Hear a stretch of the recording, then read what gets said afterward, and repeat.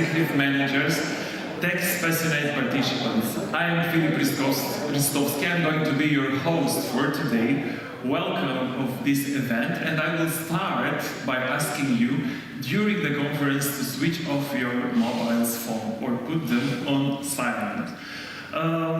It seems that the future has come faster than we expected, isn't it? Today we talk about AI, but do you remember when the smartest thing that a computer could do was to help us with calculations and to send emails? I tried to send one and it takes like half an hour, and after that I delete it. Remember that time? I think everybody did that. Today we talk about AI, and today computers not only endlessly beat us at chess, but they also drive our cars, cook our meals, orchestrating supply chains, and even diagnosing medical conditions with greater accuracy than human experts. And who knows, maybe one day AI will laugh at our jokes. Who knows? Back then, the most advanced technology that we had was the remote control. You remember the big one with the rigid, big buttons? You push them, and they did not function. So that was the technology then, but now we have touch-screen remote controls. Now I stand in front of you at the technology event, and I tell you that the future seems full of possibilities. Flying cars, assistance robots, drones delivering goods, virtual reality redefine the boundaries to remote collaboration and artificial intelligence that will understand us even when we speak with our mouth full, or when we speak not that clearly like I speak today. It is obvious that we're heading towards a future where AI will not only assume tasks but also shapes customer behavior, predicts market trends, and redefines the very nature of work itself, and probably will criticize our taste of fashion, music, and who knows what else. And on top of it, I can tell you that this speech was also made by an AI. Yes, I work with a robot to try to take some smiles from you, but I didn't make it. Maybe later. We'll see. It's my honor now to present Alain Schotz, the Executive Director of the Belgian, Luxembourg, Romania, Moldovan Chamber of Commerce, BEROCC, to tell us something about the conference. Alain, the stage is yours.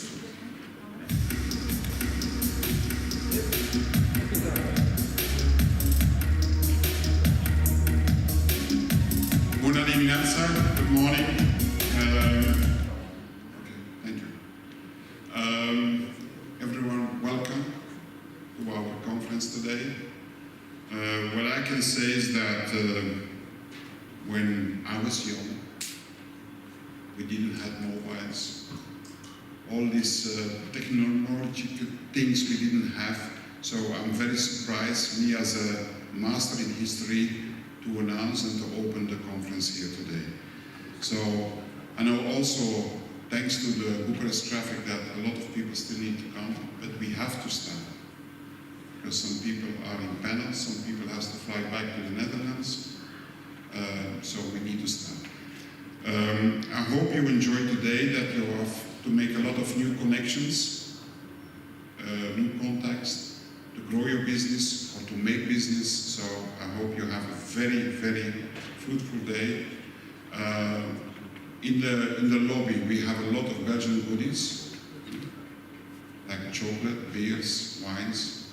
We have the La Lorraine, especially La Lorraine, I have to thank, because they are bringing the pastry this morning. So a lot to enjoy today. So I wish you a fruitful day, and we speak later somewhere here in the conference room or in the lobby. Okay, enjoy your day. Thank you.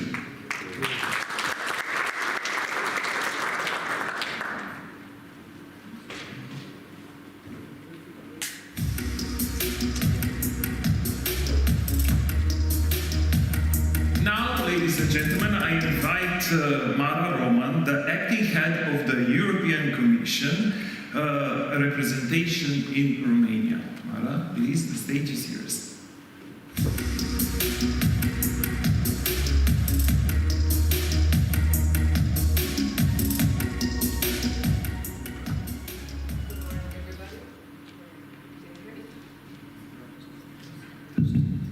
It is working. Good morning. I'm very happy to be here. Among the Belgian goodies, it's also a bit of a Belgian weather, I have to say. It's the 10 years I spent in Brussels. Today I really felt very back into Brussels. So thank you for the opportunity that you gave the Commission representation to be at this event. And I'm very happy to give you a bit of the European perspective on things. And I think today is a very good opportunity for a very much welcome dialogue between the public sector and the private sector to talk about the development and use of cutting-edge technologies such as AI and big data. I think these are highly relevant in our fast-changing world, and as you might know, they are also at the heart of the Commission's priority, a Europe fit for the digital age. This has been one of the political priorities of the von der Leyen Commission. We have pushed throughout this mandate to make the digital transformation work for people and business, while helping the continent achieve its target of a climate-neutral economy by 2050. Because these two transitions, green and digital, go hand in hand, and one is not sustainable without the other. Therefore, they both feature prominently flagship transformational programs of this Commission, such as the Recovery and Resilience Facility. I'm sure you all heard about the PNRR. It's been very present here in Romania. And through these national plans, throughout the member states, we enable investments in structural reforms that also include digital. For Romania, roughly 6 billion euro allocated to digital transition in the RRP, so in the national plan, are an opportunity to advance on the digital agenda, including public digital services, education and skills, support to the private sector, and research or innovation. All of them, I think, are key for us to embrace the opportunities, but also tackle the challenges that are brought along by digitalization and artificial intelligence. The development of human-centric AI has been, to the benefit of Europe's citizens and businesses, has been recently the talk of the town. So I think this was with very good reason, notably because Europe is now the first and the only continent with a dedicated regulation in place, covering AI-associated risks and fostering the development of a trustworthy AI. And as we've been talking with CORINA earlier, it would be very important now for member states to properly implement this act, to have a unified approach across Europe. The act regulates artificial intelligence where necessary to address the risks to health, safety, and fundamental rights, and ensure a level playing field for innovation. And because I mentioned innovation, we have also set ourselves at the EU level the target to enhance investment in AI research, notably to reach 1 billion euro per year and rising over the decades towards 2030. And in 2022, we already managed to leverage 3 billion euro, and we aim to keep this very positive course. We are convinced that promoting a responsible use of AI can support both growth and social inclusion. Therefore, the Commission will continue to monitor closely the impact of AI on the labor market to ensure that no one is left behind. AI and this preoccupation comes in the wider context of our digital agenda, where we have acted to invest strategically in building Europe's competitiveness and resilience. So the Commission, together with Member States in this mandate, has delivered on some important initiatives. I will only refer to very few of them, notably the Cybersecurity Skills Academy or the Digital Skills and Jobs Platform, which aim to provide new skills to employees in the digital areas. We also funded, through the Digital Europe program, the setup of digital innovation hubs. There are 200 already across the European Union, sorry, and there are 9 already in Romania. And they act as one-stop shops supporting companies and public sector organizations to respond to digital challenges and become more competitive. Overall, for our policy priority in the digital area, we have significant funds flowing to this through various programs, be it Digital Europe, which I think until 2027 is around 7 billion euro. But we also have Horizon Europe, investing in innovation and research, the Connecting Europe facility, which looks very much into the infrastructure part, so the physical, the hardware, but also the Recovery and Resilience facility, which I mentioned earlier. We also delivered on ensuring safe online environments and open digital markets through we call them the DSA and the DMA, we also like acronyms. So one is the Digital Services Act and the other one the Digital Markets Act. And on the one hand, through the Digital Services Act, we aim to ensure that what is illegal offline is also illegal online. So the Act imposes greater accountability for the biggest platforms to remove illegal content and to tackle risks such as the risks to children or to our democracies, as half of the globe this year faces elections. The Digital Markets Act, we are aiming to ensure that major digital companies play by the rules to result in fair and open digital markets to the benefit of all EU companies, be they big or small.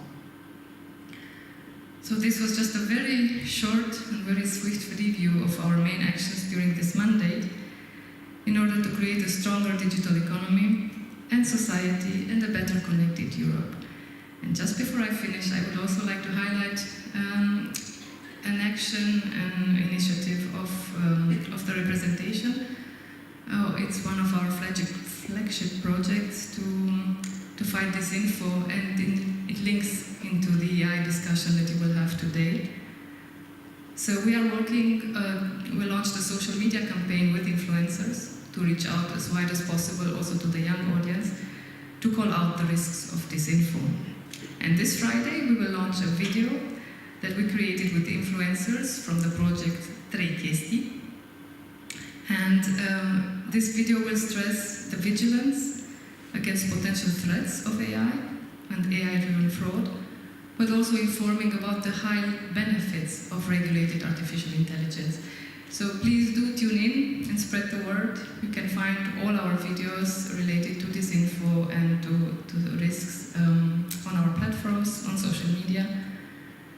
And in this note of a common effort, I would also like to finish by saying that we will continue to steer our digital agenda towards 2030, and in a shared effort with all stakeholders, try to make Europe the best place for everything digital. Thank you very much.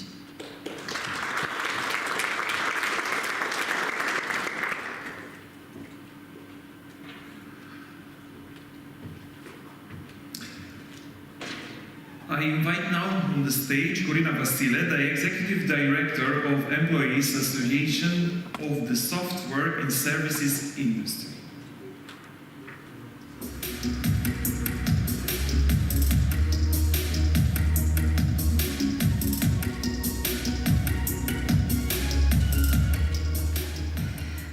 Thank you, Philip. Thank you, everyone, for being there. And first of all, congratulations to BEROCC on putting together a stunning series of events, actually, for the Belgian week.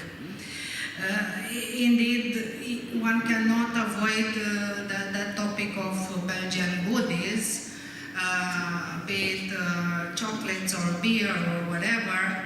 But as the Belgian Prime Minister De Croo said recently in a Digital Masters event in Brussels, Belgium is also about innovation. So we're at the right topic, on the right place. A few words about ANIS. As Philip said, our organization is the Employers Association of the Software and Services Industry here in Romania. We have more than 160 member companies, totaling up to 60% of the annual turnover of the industry, and around 40% of the workforce employed by the industry. Our members span from tech startups to the big tech of the world, with large footprints in Romania as well as throughout the European Union. In other words, if you have something to digitalize or automate, or you name it, our companies will probably do it successfully and have done it before on pretty much any continent, as the industry is one of the top exporters of the country. So that is to be said about ANIS. And then back to the topic of today, mostly AI and other emerging technologies. Well, ever since Alan Turing broke the Enigma code and thus saving 14 million lives back in the World War II, computers and software have been used for good, helping humanity in many different ways.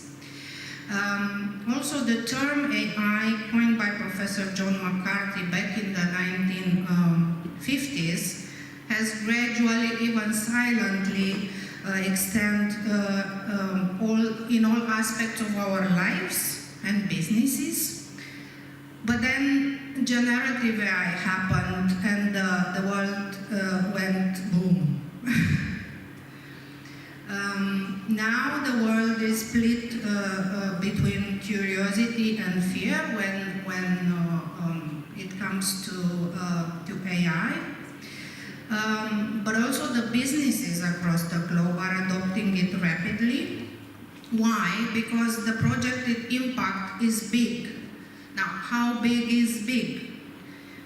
In 2023, the estimated global market for AI technologies reached approximately $200 billion and is estimated to soar to a staggering $1.8 trillion by 2030. Also, the overall impact on the global economy of this technology is estimated also by 2030 to $15.7 trillion. So one cannot stay behind or apart from this huge trend. Of course, you will find out in the upcoming panels about amazing specific applications of AI that lead to productivity and efficiency gains, cost reductions, task automation, enhanced decision making, and convenience for the consumers. As I said, though, there are concerns and fears raising at the general public level, and not only regarding this technology. Are they justified? Are there any inherent risk for the people and society? And if so, what should we do about it? Some of the fears, just to cite a few: massive job losses, biases, unintended outcomes, privacy issues, widening social inequality, fear of rapid self-improvement of the machine, market volatility, weapons automation, etc. So quite a few. Well, where it is risk, it can be mitigated. We all know that. And where it is widespread concern, as we've seen nowadays, then the regulation spree starts. Just a statistic, an AI index analysis of the legislative records of 127 countries show that the number of bills containing the term artificial intelligence that were passed into law grew from just 1 in 2016 to 37 in 2022. So it rocketed, yeah? Well, as Mara pointed out, and despite of the sometimes slow pace of European Union, they moved very fast and adopted a regulation called AI Act just a few weeks ago.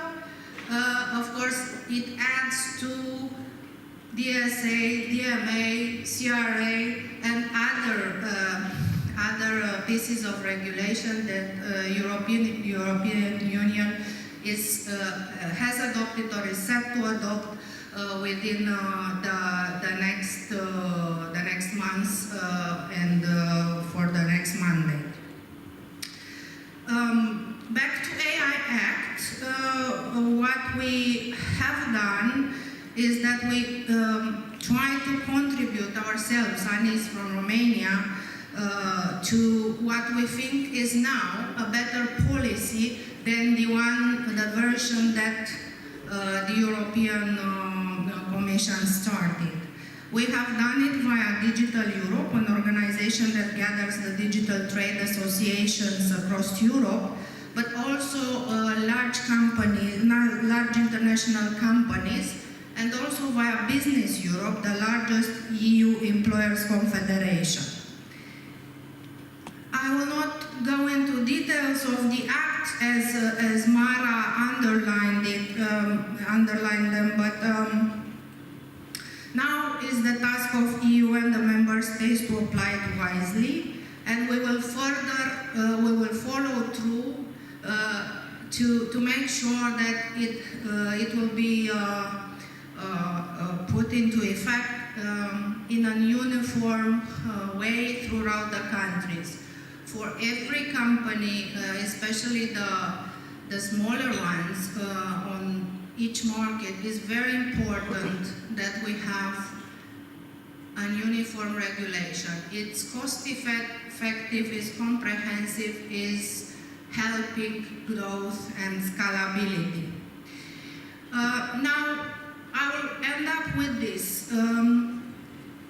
It will always be a tension between innovation-driven businesses and regulators. Of course, we as the IT industry and all other industry would like to see less regulation because, yeah, we want to innovate further and stay competitive and ahead of the technology curve if possible. However, when something becomes that big, one can expect regulation. And therefore, my message to you is to invest some of your resources and technical knowledge in trade associations that will represent a common interest, engage with policymakers, and push for the better policies. Because we all, businesses, individuals, and societies, will benefit from striking the balance right between innovation and mitigating risk. In other words, do not leave the policy for the politicians only. Thank you.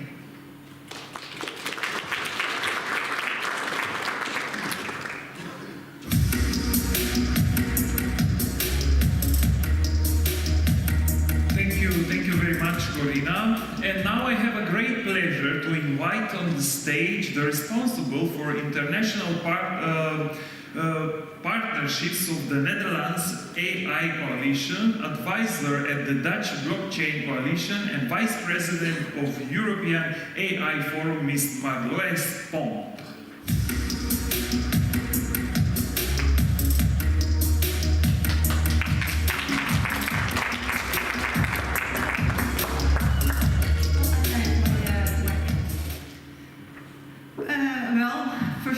Thank you for having me.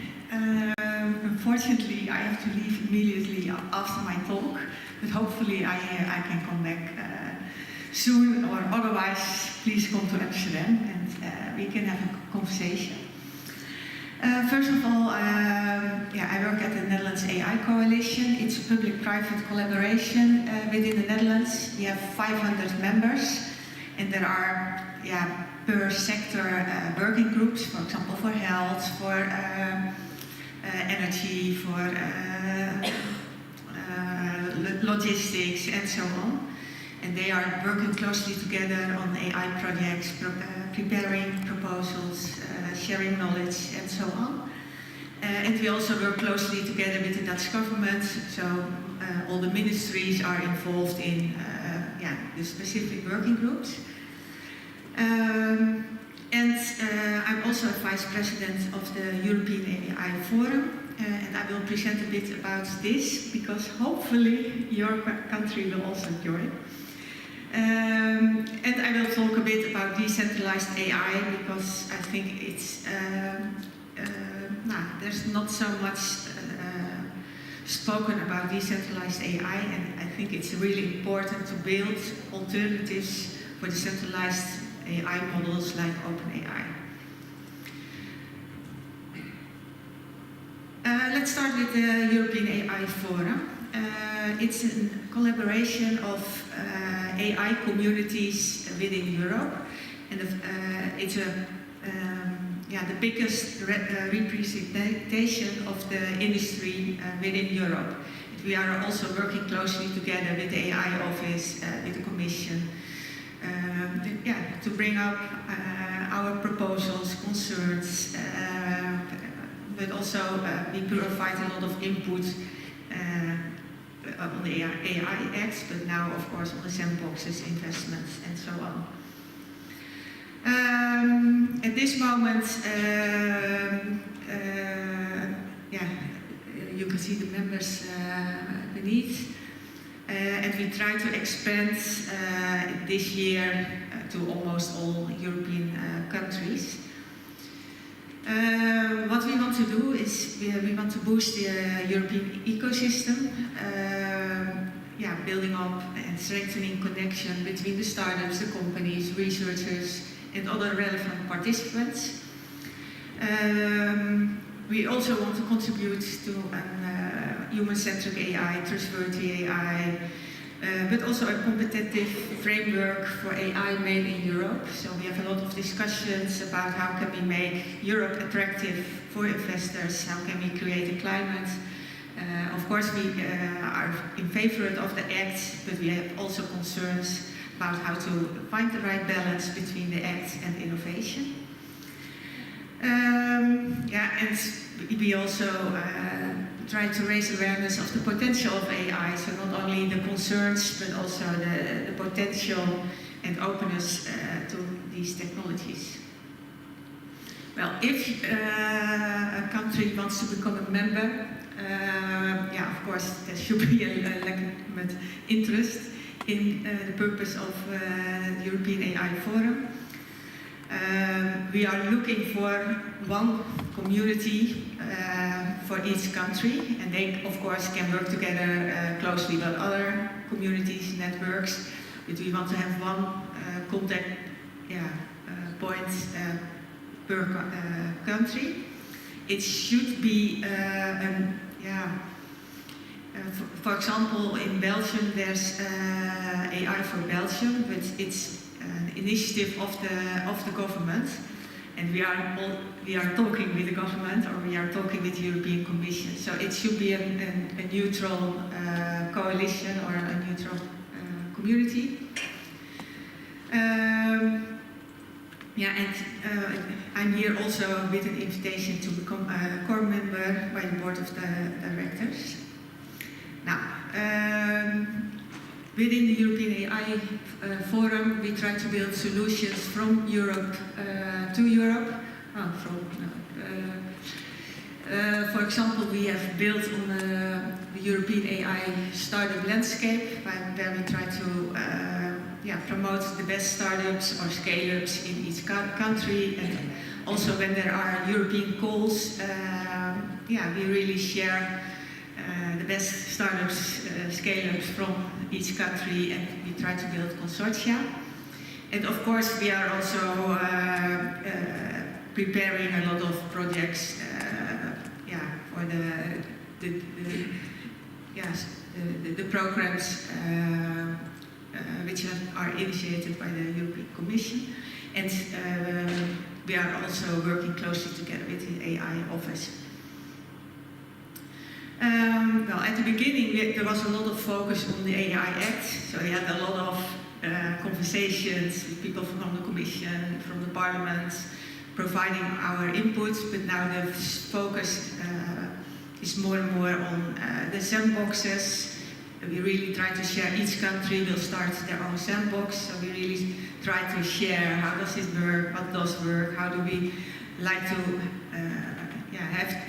how do we see these sandboxes. We also organize 2 conferences each year where we share knowledge and different approaches. Sometimes we write strategy papers. For example, we will work on a strategy paper for the regulators. They have asked us to come up with proposals how we would like to see the regulation of the AI Act, what are our concerns, how would we like to work together with the regulators. There is a European working group with the regulators. And this country is the only country which is not participating, so that's also a small suggestion to join these working groups with European regulators. And if someone's interested, I can get them into contact. And also we are working at this moment on communication strategies about the AI Act, how to every country is working on their communication strategy about the AI Act. So we really try to share what each country is doing and what can we use from each other. Well, then a bit about decentralized AI instead of the centralization of AI by big tech. Emad Mostak, he is from Stability AI, and he left his company.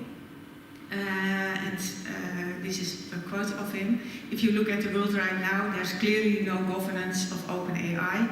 I mean, I respect the people of the board greatly. I think there are some great individuals, but who should manage the technology that drives humanity and teaches every child and manages our government? Who's really leading on that can build these models and do those things?" So there are more and more concerns about the centralization of AI models, and there's no governance at all. It's in the hand of a few people, and mainly it's black box. You have no idea how your data has been used and what they are doing. So that's a problem. In my introduction, it was also mentioned that I'm involved in the blockchain industry, and I think the blockchain community, they already started in 2018 with the focus on decentralization. Bitcoin was completely decentralized, and community growth. So there's a lot of expertise in this community about how to build decentralized infrastructures. And I think the combination of AI and blockchain, or decentralized technologies, it's not only blockchain, is laying the groundwork for innovative applications that go beyond traditional limitations. And it brings also a predictive power and learning capabilities, while blockchain contributes its immutable ledger, and there's a lot of expertise about transparent and decentralized frameworks. And together they can create another form of AI applications. And I think this combination of decentralized tech and AI can help us to build better governance models. Now, the community working on decentralized technologies, it started of course in 2008 with Bitcoin, And after that, there were a lot of developments, but also a lot of failures. So we have also learned a lot about what does work and what doesn't work. And there are a lot of technical, there's a lot of technical knowledge. We started with layer 1s, layer 2s, roll-ups, modular infrastructures, decentralized availability, governance models, decentralized marketplaces. For example, Ocean Protocol, I will come back to this one in my next slides. But we have also, we did a lot of work on self-sovereign identities, digital ownership of data. All these topics are needed for the governance of new AI models. In the Netherlands, we also have, for example, the University of Delft, and there's also a great research program. It started with the blockchain department, but now they are working on the decentralization of generative AI. This is more a technical slide about how they see this combination. You can forget these slides, but I can share my slides afterwards.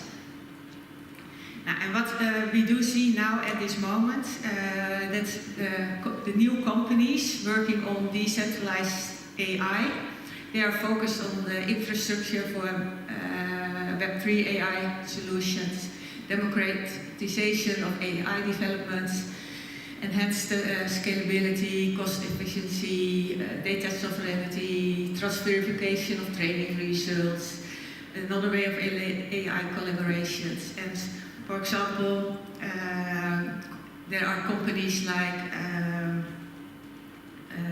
Fetch AI, Singularity Net, and Ocean Protocol, which I mentioned before.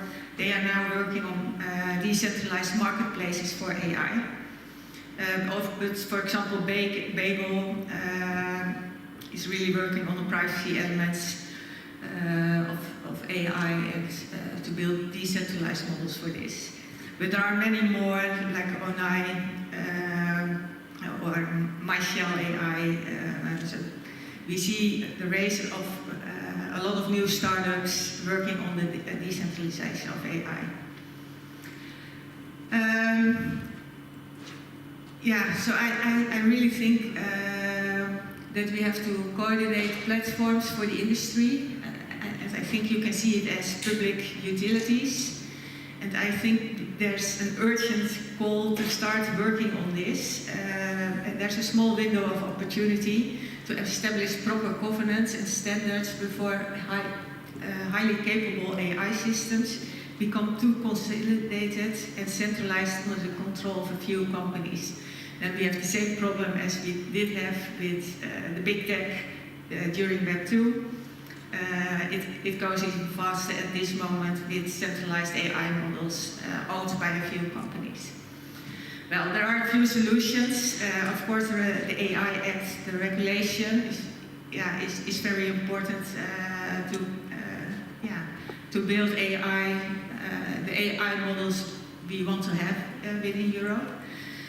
I think we have to start working very soon on the governance, so the decentralized AI models, democratic governance, and not centralized control by a few companies. And there are different ways to build these in a technical way. So it's not only blockchain. I think the expertise is in blockchain sector, but there are other ways to build decentralized models.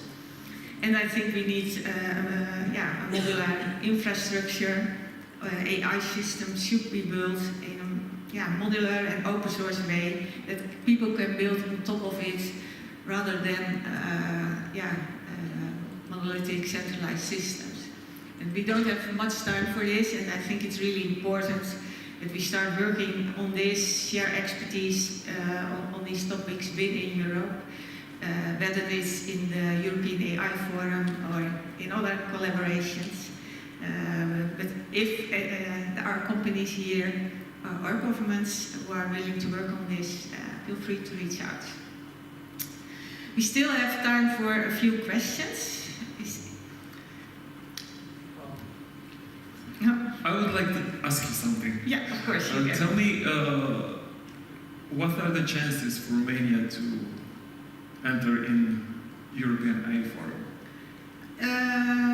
Yeah, in each country there is an AI community. Yes. So we have to find the right community.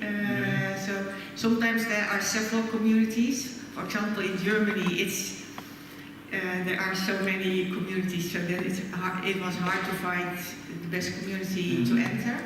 But when we do have a board member from a specific country, of course they can build their own community and work closely together. So it's not when one community does enter, the rest comes to participate. But it's hard to working together within Europe, so we prefer to have one board member for each country. So for me, it's really helpful if one of you could help me with AI communities in this country, and that we can set up calls to figure out who's the best. How to make this collaboration. Yes, how to build this collaboration and how to get it organized. Perfect. Thank you very much. Thank you very much for your speech and for your information. Before she leaves, ladies and gentlemen, if you need more information, just speak with Marloes. She will give you... Oh, this is the president of the European AI Forum. You can also reach me at... Is vice president. And I'm the vice president. Yes. You can reach me via this email address or at LinkedIn. Can you share the presentation from the participants? Yes, that's completely fine. Yes, of course. Yeah. Yes, so we'll send them to them. Okay. Thank you very much.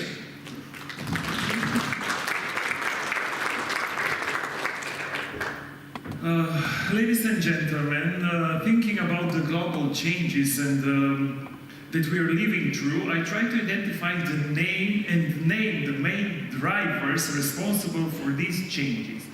So I thought about revolution, evolution, crisis, and I found my best term to describe it. Innovation, I think, is the best one. My opinion. Maybe you can tell me during the coffee break yours opinion. I'm very happy to introduce our next keynote speaker, that is a tech visionary leader and IT innovation manager recognized among the top 500 most influential personalities in the world of artificial intelligence. With deep experience in big data, AI, blockchain, cyber society, VR, AR, he is adept in software development and life cycle management. Acclaimed by Forbes and prominent Italian media, he is the driving force behind Innova, pioneering advanced digital transformation and technology projects. Ladies and gentlemen, Giuseppe Giorgiani. Joining us today.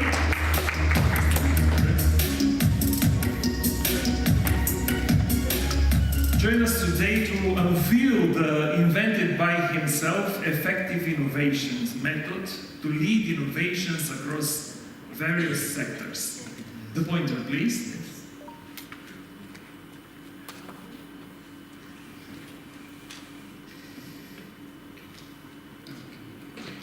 Thank you everyone. Thanks to invite me here. I'm very happy to stay here. Today I would like to explain to you about my methodology for innovation, effective innovation. Here some information about me. I'm the president and founder of Innova, an Italian innovative startup, and I'm the president of European AI organization. I'm graduating computer science at Messina University. I have also a master in communication marketing management and one in neuroplanning.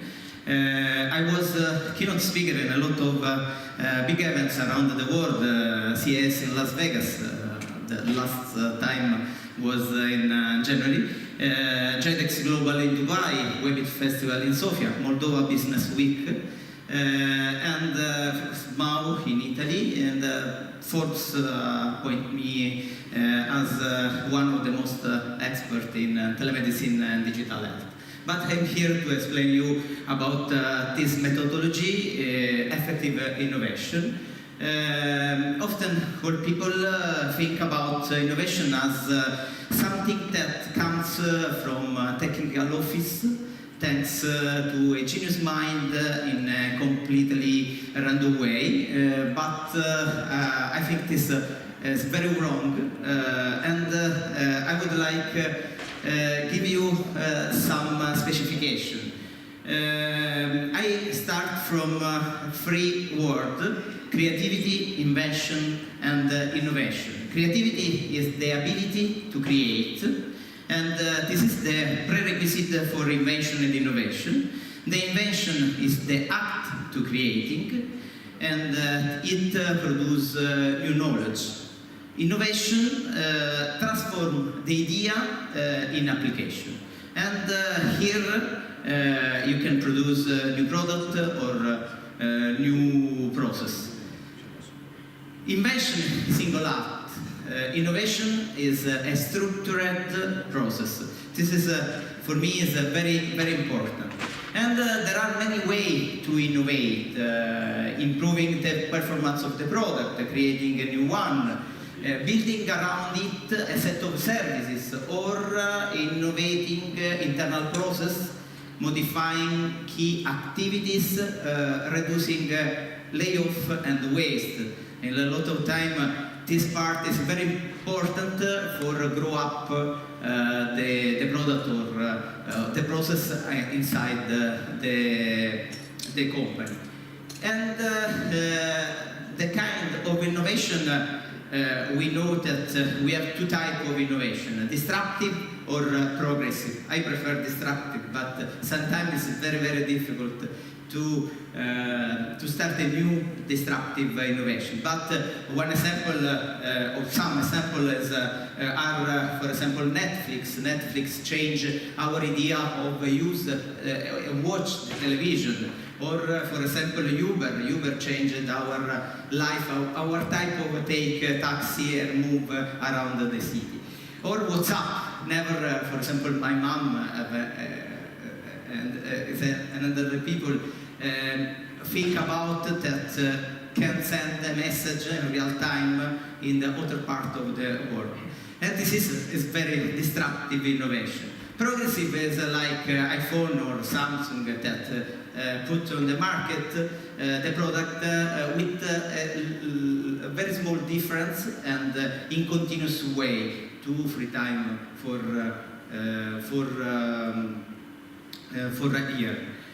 And but I would like give you my methodology for innovation is including 5 main strategies. First one is a changing mindset. Number 2 is finding time to innovate. Number 3, starting for the customer. Number 4, turning the workplace into an ideas incubator. And number 5, creating a customer service that supports the innovation. And I think when inside a company or when we need to start a new idea, new project for a new product, if you use these 5 strategies, you win, you have a goal. And but I would like start for the number 1, change your mindset. It's very important because if you change your mindset, you change your company, you change your process. Innovating means allowing your mind to accept risk ideas. Sometimes a lot of businessmen don't have this mentality, and this is a very, very big problem. Solving other problems, other people's problems, force us to think of solution outside your routine. This part is very important because if you think about or you stay with people, other people that think about or like you, is not easy to change your mindset. Going out of your comfort zone is very important. learning new things in order to combine them with old experience, and traveling a lot. The last point is very, very important, because if you traveling around the world, you know the other culture, other things, other mindset, and you change your mindset and you win. Number 2, find time to innovate. There always seem to be no time or no resource to innovate, and this is a very, very bad problem for a lot of companies around the world. When you don't have time to innovate, this is the time for innovate. It's a very, very important. Optimizing everyday work means innovating. This part, I know in a lot of company in Italy. I work in a lot of part of the world, in USA, in Middle East, in Europe, and in different countries. They have the same problem. A lot of businessmen don't think about the innovation is very, very important, not when your product is not good for the market, but before, when your product is the best on the market. It's very important, because the line is up and after down, and you need to have the time to innovate, and you are ready for the market. Number 3, always start from the customer. Sometimes a lot of innovative project, a lot of innovative product is not ready for the market. And I give you some question that you improve in your mind. What is important to him? What is unhappy with? What he doesn't find in our offer? What is doesn't find on the market? If you take in your mind this question, you win, because you know you create a new product for the market, and you win. Number 4, turn the workplace into an incubator of ideas. An innovative company is ready to try, to fail, to start again, thanks to everyone ideas. It's very important to predicate inside all company what the British call brainstorming. Is very important. In my experience, I worked all time with all people inside the company, because they think about the last worker inside the company is very important, because think different about you, think different about the management, and sometimes you win because listen is there. The last one is create a customer service can support innovation. One of the greatest fears of smart and largest company trying to innovate and have a flop. This is in a lot of time, I know. But if you prepare a customer service to support the innovation, you win, because you know, and you can change one mistake in an opportunity. And if you prepare a communication plan and prepare the customer service, you can change quickly, and you move your idea in one opportunity. Here I would like to put the mistakes of innovation. One must be able to fail. One must fail quickly, because this is the measurement of your fail, and it's very important, because you fail quickly, you can change and go in goal. One must stop and think hard about your mistake. It is the speed with which one makes mistake that is the best proxy for innovation progress. The last point is very important because you know very well where there is the mistake and you can change and you can win. Enemies of innovation, being afraid to change. Sometimes some businessmen have this problem, or coping the competitors. I speak about this with my worker, with other my customer. You don't copy your competitors, but observe your competitors. It's very important. You observe your competitors, and you certainly win. Thinking we have always done is it this way. Falling in love with one's own ideas, and investment experience as a problem. Sometimes the last point is inside the mind of a lot of businessmen, but this is a very enemy of innovation, because if you don't change, and in this era of globalization, it's very important you change your idea of innovation. I put this slide because sometimes a lot of people ask me what you think about company digital transformation, because the digital transformation is one part of innovation in a company. And I answer about two things. Thinking about the company in 2030 is very important, because how will it work, how will it relate, what will it be?